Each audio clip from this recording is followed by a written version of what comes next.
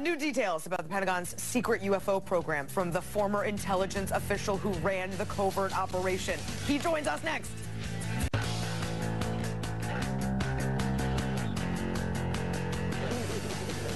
As I've always suspected, we're not alone. Well, maybe. Earlier this week, the New York Times published an unearthly, hair-raising, spine-chilling supernatural expose on the Pentagon's top secret initiative to investigate unidentified flying space objects. Space stuff! The Advanced Aerospace Threat Identification Program launched in 2007, largely at then-Senator Harry Reid's urging, and officially ended in 2012.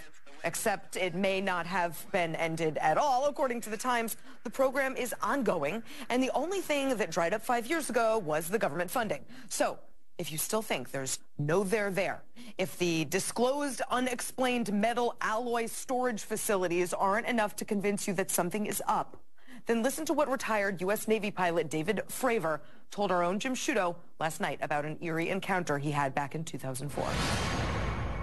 Well, the first thing is it had no wings, so you think, okay, it's a helicopter.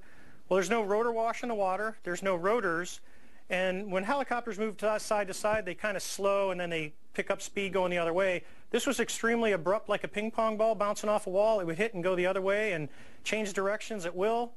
And then the ability to hover over the water and then start a vertical climb from basically zero up towards about 12,000 feet and then accelerate in less than 2 seconds and disappear is something I had never seen in my life. I have goosebumps. So we have with us tonight the man who ran the Pentagon's backroom UFO program for years, Luis Elizondo. Thank you so much for joining us.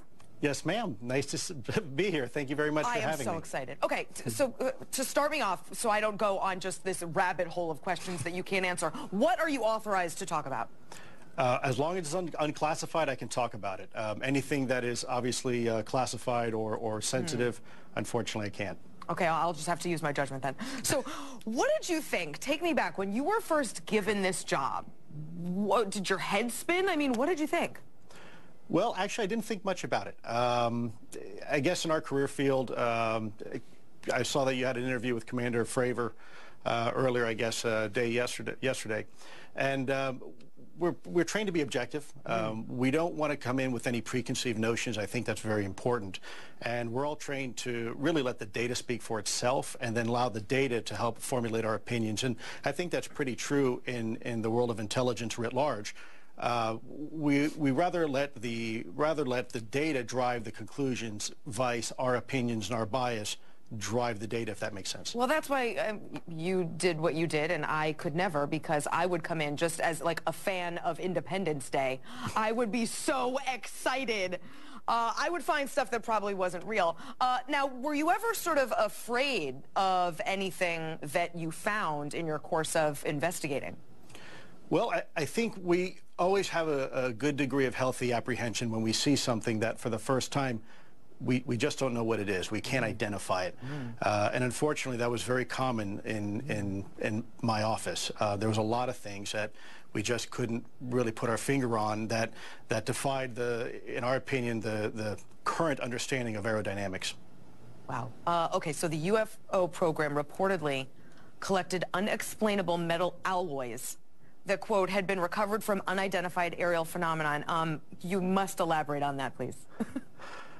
I hate to disappoint you. Oh, no! Unfortunately, because I'm no longer because I don't work for the government anymore, I cannot speak on behalf of the government. That's a question that you'd have to bring to them. I'm sorry. Can you, I mean, can you put it in a realm of, like, you found metal alloys that you couldn't identify? I mean, we know that there was an alloy storage facility, so that part is public, but you couldn't identify, like, they weren't close to anything we've seen on Earth? Can you answer that? Well, let me put it a little bit more general terms, and again, not to be vague or evasive, but anytime you see something, an object is traveling through the atmosphere, it leaves signatures behind, whether it's acoustic, for example, or electromagnetic, or there's a whole, if you will, there's a whole laundry list of things that anything moving, an aircraft, a missile, a drone, will leave behind it, heat signatures and whatnot.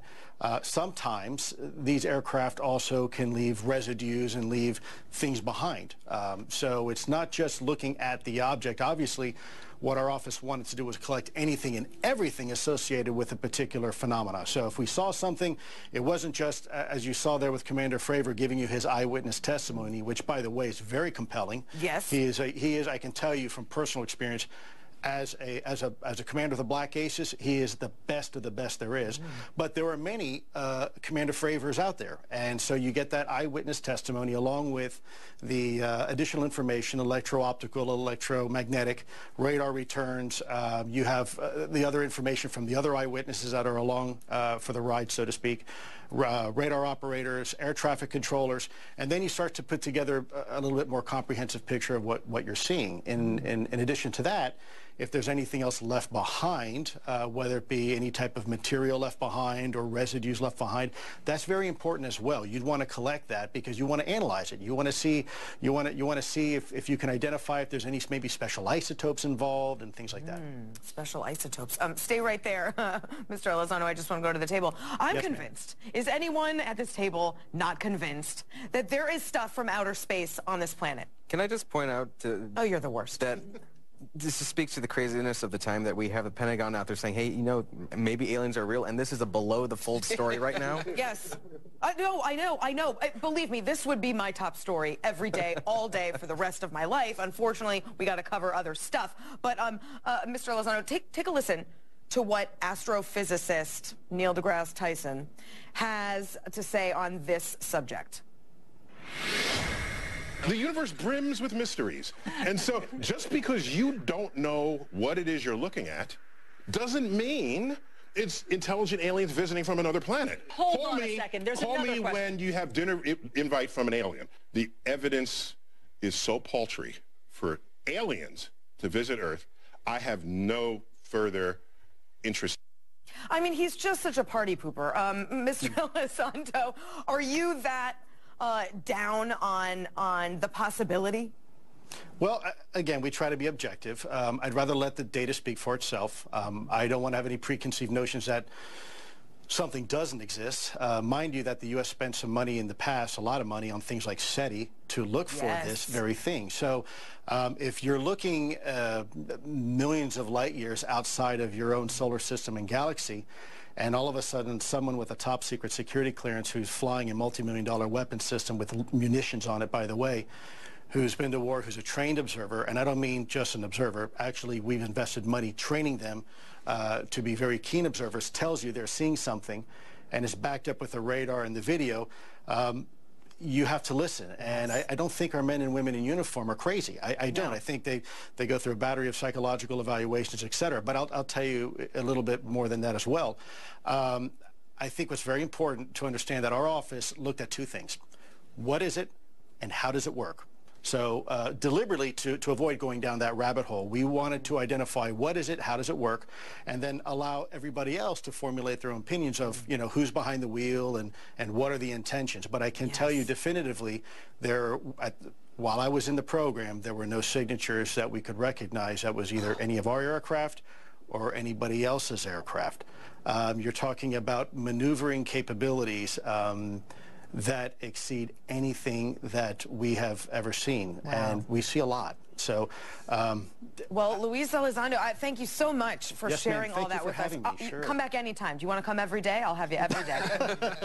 You don't want me back every day, trust me. Thanks, guys. I get boring. Guys, I just, honestly, I'm such a fangirl right now. I just want to know what he knows. I mean, do you think that we should get more of this to come out over time? I also believe in some secrecy around some of this stuff, but I just want to know everything. Okay, so either we've been visited by aliens or the government wants us to think that we've been visited by aliens. Why do you have to go there? Can't it just be that we have been visited by aliens? I like this guy's like, I can't get into anything classified, but wink, wink.